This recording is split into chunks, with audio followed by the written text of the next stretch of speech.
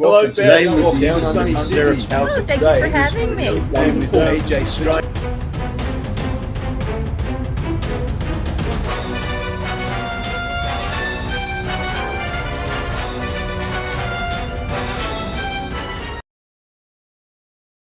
Hi, I'm Paul Rushworth-Brown, and welcome to Down Under Interviews, History Bards podcast, and in association with Meet the Author in the US. And I'm here with the lovely Ashley Swink, or better known as AM Swink. That's obviously your author name. Normally, when I start the show, I say, "Hello, welcome to sunny Sydney." Actually, it's not sunny. It's 5:30 in the morning.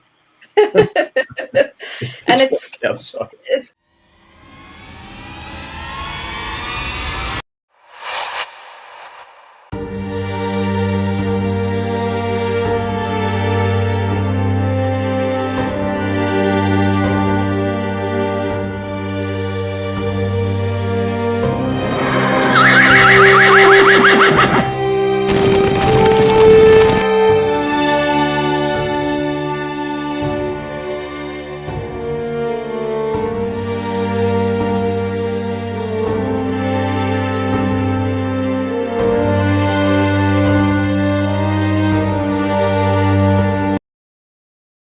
Now, Ashley, horses.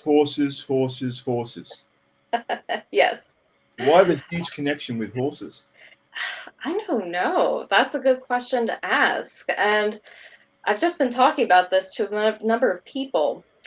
Because I've had the horse bug since I was 10. And it feels like for a certain number of people, if you get the horse bug, it just never leaves for the rest of your life. Some people, they grow out of it. But for most people, it's just a lifelong thing. And it used to be earlier back in like the 40s and 50s, it was more a boy and his horse, with thinking like My Friend Flicka and the Black Stallion. But now more so in recent decades, it's more about girls on their horses, but we still got girls and boys with their horses. So Yeah. I don't know. It's hard to explain the phenomenon. I can't explain it. There's just something about horses that draws us in. Yeah. Now, obviously, horses are a major part of your new novel. So Yeah. Ashley's written a wonderful novel, and I have to read it because it's quite a mouthful. Venator, Roman Equestrian 1, Britannia, AD 59. That is a long title at 5:30 in the morning here in Sydney. That is true. Hey, tell me about your novel.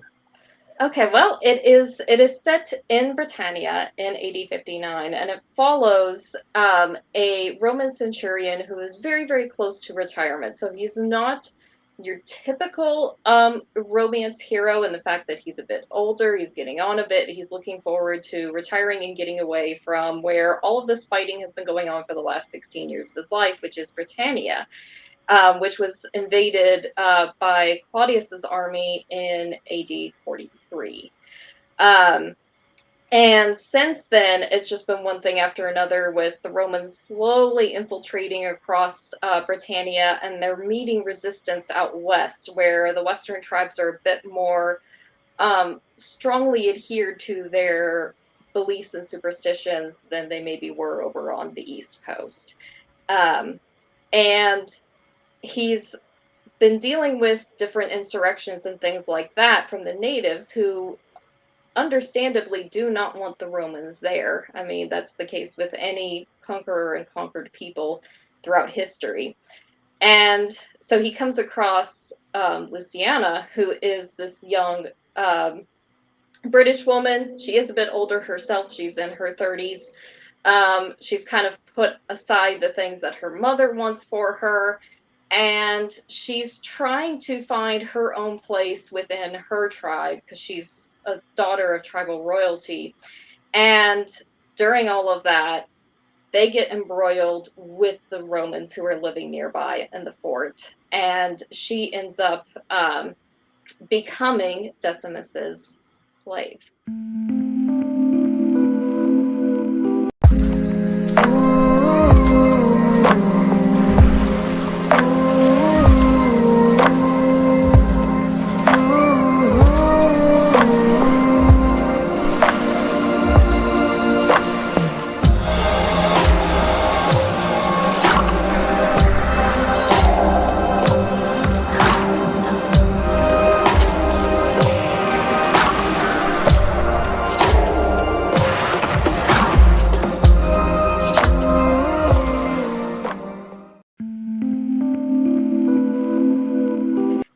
And as a result of that forced proximity, they start to learn a little bit more about each other, particularly that they're both really drawn to horses. And that is the basis for kind of starting to bridge that divide, that gap between these two very different races of people, these two people who are, hated enemies of each other, and these people who have very different ideas about the world and where it should go and what their place is within it. So you've combined your obviously your love of horses with your love of historical Britain or Yes. Britannia.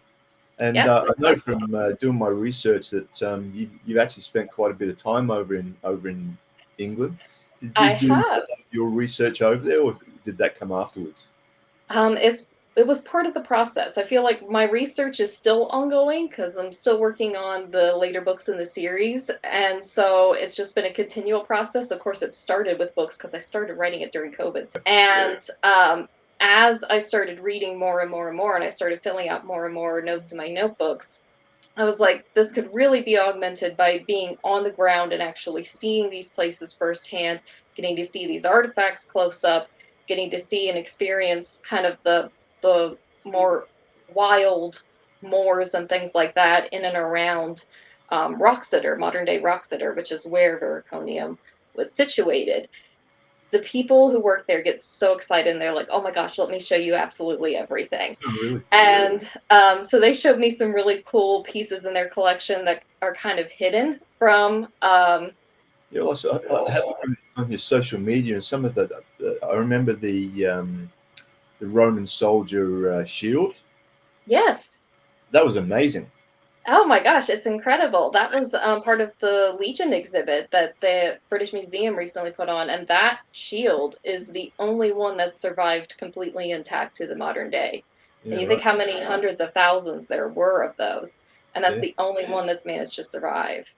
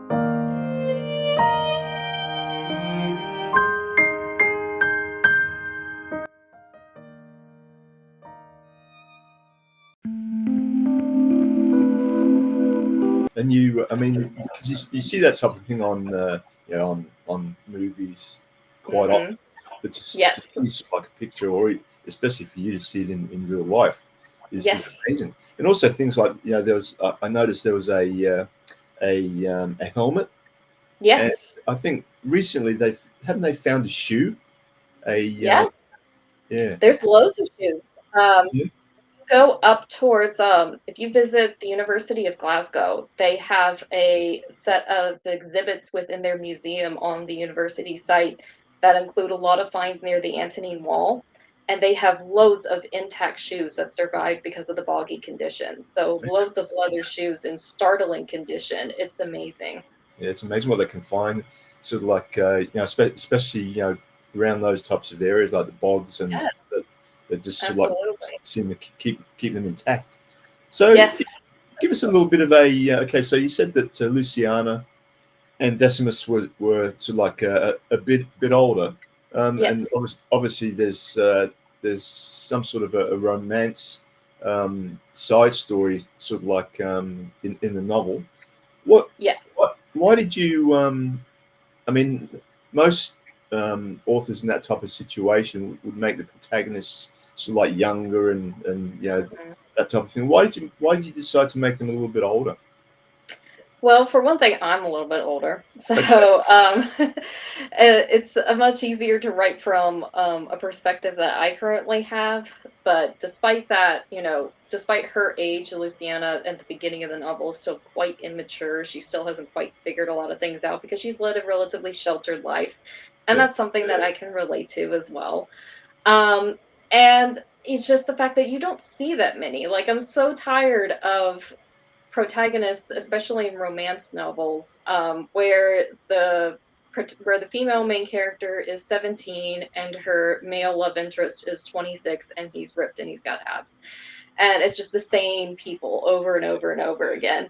And I'm Yeah. like, I want to see something different. I want to see people that are on my level, that I could understand and see the attraction with. Okay. So she's actually a Celtic princess, isn't she? Yes, she Yeah. is. So give me a little bit. Okay, you said that she hasn't. She's a little bit immature because of her Mhm. somewhat sheltered upbringing or life. Give us a little bit more. Tell us a little bit more about her character. Well, she is the daughter of the chieftain of the Cornoe tribe, which were native to that area, Vericonium, right there. In fact, that's where the name Vericonium comes from. In Latin, it means victory over the Cornoe people. Um, and her mother was actually the daughter of a druid priestess.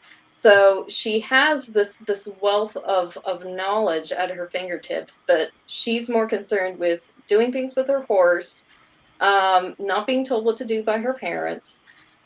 She was sent off by her dad at a relatively young age after the invasion took place because she was like a teenager at the time of 8043 when Rome came in.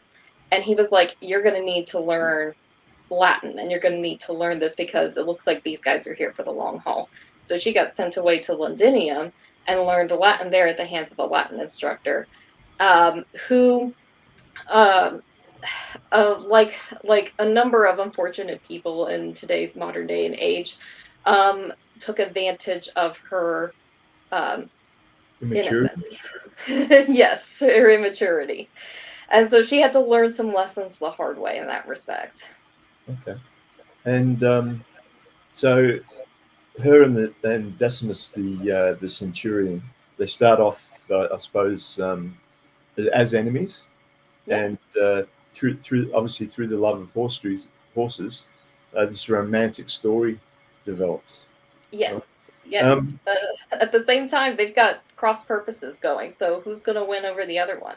Now, obviously, her being a excuse me Celtic princess, I'm sure her parents and her tribe wouldn't have been very happy her sort of knocking around with a Roman centurion.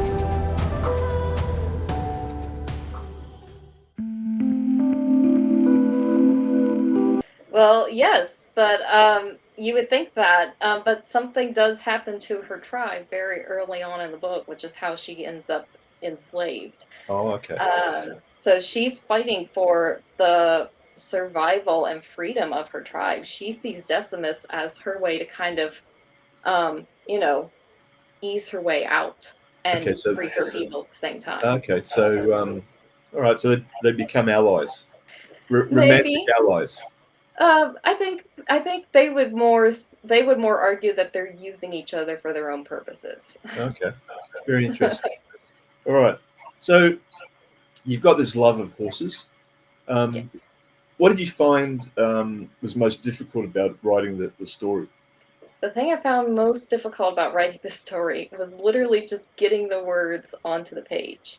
Like, I'm happy to read and research all day long. I love scribbling little notes and factoids that I find in my notebook. I can plan really rough outlines and sketch out, okay, I want this, this, and this to happen in this chapter. But the thing that I find the hardest, and it's because I'm a perfectionist, is actually sitting down and typing the words onto the page and not getting bogged down in that's a bad sentence. I need to totally rewrite that and just spend forever writing one sentence. Yeah, right. Doing NaNoWriMo, which was how I finished this novel, was how I like just holding myself to that word count and being like, okay, I just need to push through and get words on the page. I can edit a bad page. I can't edit a blank page. And that was the biggest obstacle I had to hurdle in writing it. It's number one. How many are going to come out? I have plans for at least 6. 6. 2 and 3 are currently in the stages, and there might be some prequel action going on as well, because I think that there's a lot that could be uncovered with Luciana's grandmother, the druid, Yep. as well as Decimus's mother. There's a lot of stuff that is embedded in her backstory that I want to save for her own story. Right. Now, people that are involved with horses, they just must be eating this up. It's Roman history is not something that a lot of equestrians are really familiar with, especially ancient history. Like, people were really, really brutal back then. They're like, well, life was brutal, so they had to be. And that's kind of the starkest difference between now and then. Thank you so much for being on the show. Thank you for having me. Bed. Okay.